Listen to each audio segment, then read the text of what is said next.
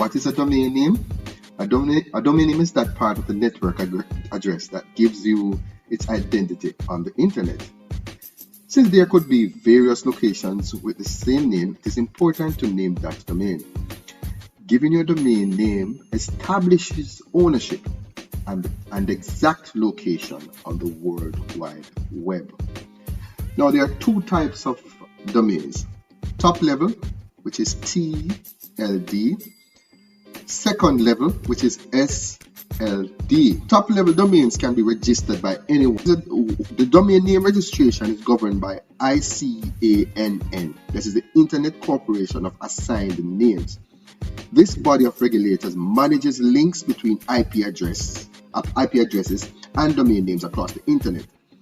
Now, you may be asking, what is an IP address? IP addresses are represented by the domain name, and therefore we can find websites by typing in the domain name instead of the IP address in your browser. Let me explain simply. An IP address has numbers. Every device and every location has a unique IP address where persons that you're connected on the cyberspace. If you noticed your internet address, especially at home on the router, it has a number like 50.60.110. That is called your IP address, right?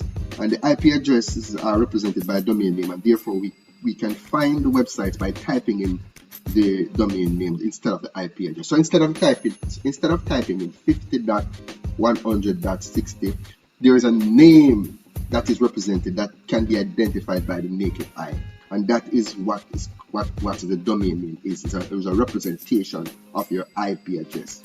This information is stored in a common database along with all domain names that is linked to your IP address.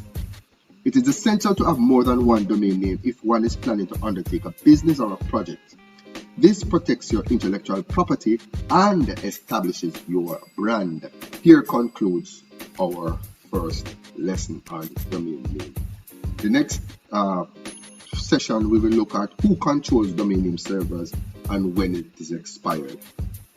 Thank you.